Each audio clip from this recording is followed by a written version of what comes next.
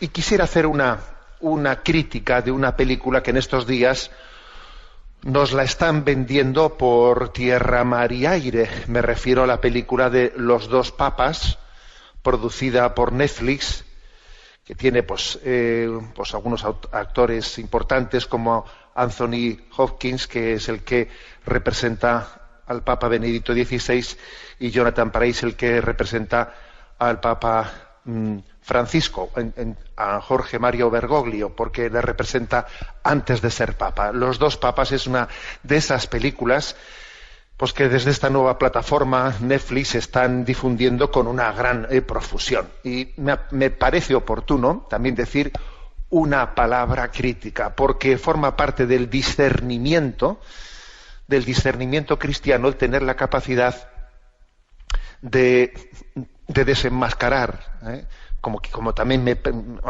dispongo a hacer ahora, ¿no? De desenmascarar distintas manipulaciones comunicativas, como en mi opinión es el caso. Primeramente voy a decir una cosa, que la crítica creo que no la realizo únicamente yo. Por ejemplo, un par de detalles. Esta película, durante mucho tiempo, durante su producción, intentó pues tener la anuencia de la Santa Sede, pues para poder también grabarla pues en los escenarios naturales del Vaticano y otros lugares, ¿no? Y la Santa Sede no se lo permitió. Es más, ni siquiera contestó, se puso en comunicación con quienes hacían tal propuesta desde Netflix. O sea que desde el Vaticano hubo una no colaboración en la realización de esta película. Cuando estas Navidades, no antes de esas Navidades, se ha presentado en España, también, digamos, la Conferencia Episcopal Española ha declinado pues el hacer un pase privado, pues como en otras ocasiones, con películas relacionadas con el hecho religioso, con la vida de la Iglesia, solemos realizar. Lo ha declinado porque obviamente ha entendido que no era una película que pudiese tener pues un marco, un respaldo por parte de la Iglesia, ¿no? Bueno, ¿qué ocurre? Que la película es muy injusta con respecto a la imagen que pretende dar de los dos papas, del Papa Francisco y de quien sería su sucesor, del Papa Benedicto XVI, perdón, y de quien sería su sucesor, el Papa Francisco. Bueno, hay que decir que más que la película es un fiel reflejo, no de cómo son estos dos papas, sino de cómo han sido manipulados. Pienso que es una película que sería perfecta para estudiar cómo ha acontecido desde el primer momento y cómo está aconteciendo la manipulación de dos papados. Es perfecta la película porque no le falta un tópico de manipulación. Obviamente la película lo que pretende es que nos caiga simpático Jorge Mario Bergoglio, quien va a ser el sucesor del Papa Benedicto, y pues que se genere en nosotros una antipatía hacia todo lo que el Papa Benedicto XVI ha representado. Sí, quizás la película va derivando de una antipatía frontal en el primer momento, al final hacia sentir una cierta compasión, ¿no? Una compasión, una pena por un Benedicto XVI que no tiene la capacidad pues de relacionarse con el mundo, ¿no? Pues el Papa Benedicto XVI es una persona rara, ensimismada, en su amor a la música, en su forma intelectual de ser, que vive en su burbuja, no tiene empatía alguna, es incapaz de dialogar con el mundo, etcétera, etcétera, ¿no? Y entonces viene Jorge Mario Bergoglio, al quien se le representa pues exactamente con todo lo contrario. Y todo ello está absolutamente al servicio de lo que es la herejía de nuestros días. ¿Y cuál es la herejía de nuestros días? Bueno, la contraposición entre la verdad y la caridad. Esa es la herejía de nuestros días, y en esa película se representa de una manera, vamos, yo diría recurrente, una y otra vez, ¿no?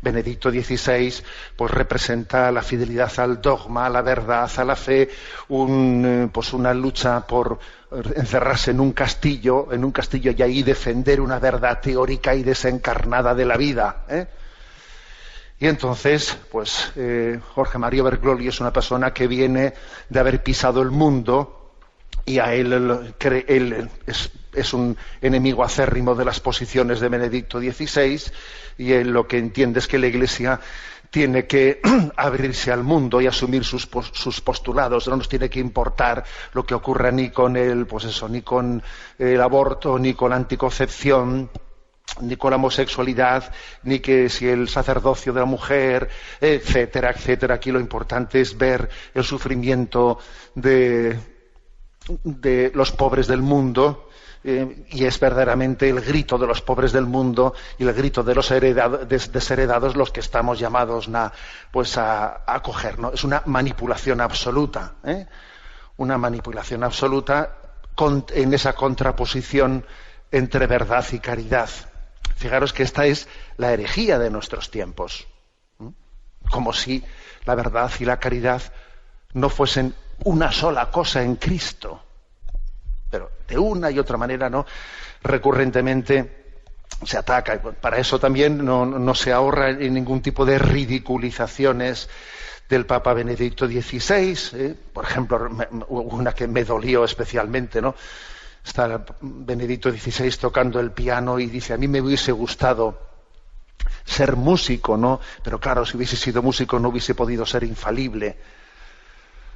Bueno, ridiculizaciones que la verdad es que también es especialmente dolorosa la desfachatez con la que tratan una confesión del Papa Benedicto XVI. Él se confiesa y sugieren de una manera malévola, en esa confesión, pues la culpabilidad del Papa en el tema de los abusos sexuales por parte de cierta parte del clero, ¿no?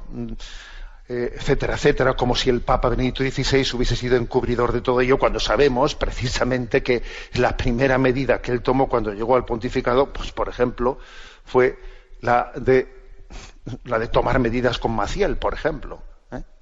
Fue la primera medida que él tomó al llegar al pontificado. Bueno, hay también una visión de él, como que la renuncia del Papa Benedicto XVI está tomada por el hecho de que tiene una crisis de fe, o cuando menos una crisis interior en la que no escucha a Dios, y entonces esa especie de silencio de no escuchar a Dios es la que le lleva, ¿no?, a la renuncia. Bien, fijémonos en una cosa.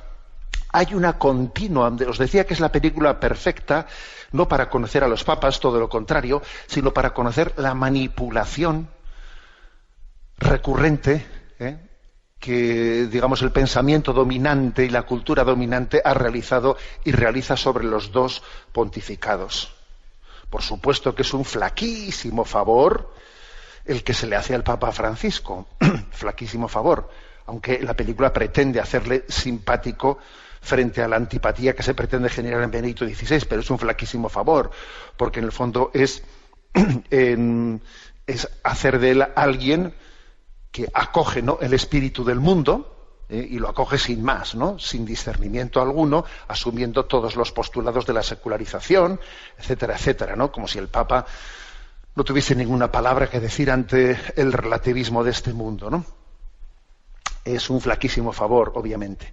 Fijaros, hay una tesis, ¿no?, una tesis en este pensamiento dominante desde el cual se pretende juzgar la vida de la Iglesia.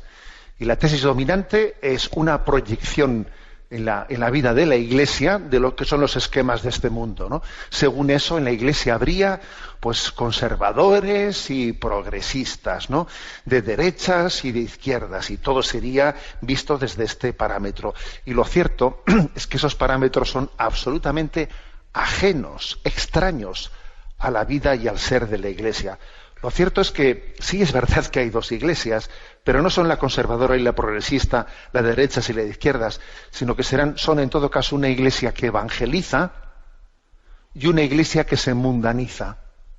Ese es el riesgo que tenemos, O evangelizamos o nos mundanizamos. Y por supuesto que en esas dos iglesias, la que evangeliza y la que se mundaniza, pues habrá en cada una de ellas dos gente de derechas y gente de izquierdas, gente conservadora y gente progresista. Pero el parámetro verdadero es este, no es el otro. Ese parámetro de izquierda-derecha, de conservador-progresista, es un parámetro con el que se quiere manipular la vida de la Iglesia y sobre todo hacernos asumir una herejía, la herejía de el antagonismo entre verdad y fe en una continua no contraposición absurda, en un dualismo inexistente en la vida, en el Evangelio, un dualismo inexistente. Bueno, lo bueno de esta película es que es un petardo. Quiero decir que me parece que es imposible que el gran público, que tenga éxito entre el gran público esta película, porque hace que sus diálogos, etcétera, pues yo creo que son bastante insufribles para el gran público, y esa es una buena noticia, ¿no? Bueno, y además hay que decir que no es esta la única novedad de la plataforma Netflix, ¿no?, en este contexto navideño, porque también, aparte de esta película de los dos papas, están difundiendo la película de la primera tentación de Cristo, una película en la que se representa a Jesucristo como un homosexual que vive su homosexualidad, a la Virgen María como una prostituta, etcétera. Una película que también la plataforma Netflix está distribuyendo. Y obviamente ha habido pues muchísimos cristianos en todas las partes del mundo que han levantado su voz contra la plataforma Netflix, pero se han reafirmado, ¿no?, en la supuesta libertad de expresión para no dar un paso atrás, ¿no?, en la proyección de esa película también blasfema de la primera tentación de Cristo. Luego nos hemos enterado de que en Brasil ya ha habido, pues, en los típicos tontos de turno, un llamado Comando Insurgencia Popular Nacionalista de la gran familia integralista brasileña, que ha lanzado unos cócteles Molotov contra la productora de esta película, haciendo que los que son verdugos se conviertan en víctimas, que obviamente es recurrir, ¿no?, a ese tipo de reacción violenta contra una película es también totalmente mundano, absolutamente contrario al espíritu del Evangelio. Y bien, en estas estamos. Hay una manipulación increíble, ¿no? Ayer me invitó pues una familia a su casa para ver esta película, ¿no? Y la verdad es que, según la veía, yo decía en mi interior que es impresionante, ¿no?, la gran manipulación del pensamiento, la gran manipulación de la sensibilidad que está aconteciendo, ¿no?, desde medios de comunicación, desde el cine también, ¿no?, en este caso. Qué gran manipulación, y qué importante es que tengamos sentido crítico para discernir, ¿no?, ante esta situación, ¿no? Y yo me hago una pregunta, ¿no? ¿Y qué hacer con la cuota de Netflix? ¿Qué hacemos con la cuota de Netflix, ¿no?, los que la paguen? Qué buena aportación sería el dinero, ¿no?, que va a esa cuota. Qué buena aportación sería para Cáritas. Qué buena aportación sería para Manos Unidas. Qué buena aportación sería para ayuda a la Iglesia necesitada, ¿no? Qué buena aportación sería para Radio María el destinar nuestros recursos económicos allí donde se evangeliza, y no allí donde nos mundanizamos, donde asumimos todos los criterios de mundanización, ¿no? Bueno, pues este es mi comentario, que como veis, no sé si os lo había dicho, pero la película es que no me ha gustado. No sé si os lo había dicho, pero me ha parecido oportuno, ¿no?, hacer este comentario en el que, como veis, pues os he hablado con plena libertad, ¿no?, porque creo que también la evangelización requiere libertad en nuestra expresión. Y como digo, creo que es una película que no refleja lo que son Benedicto XVI y el Papa Francisco, sino la gran manipulación, ¿no?, que en todo momento se ha realizado y se sigue realizando sobre ellos.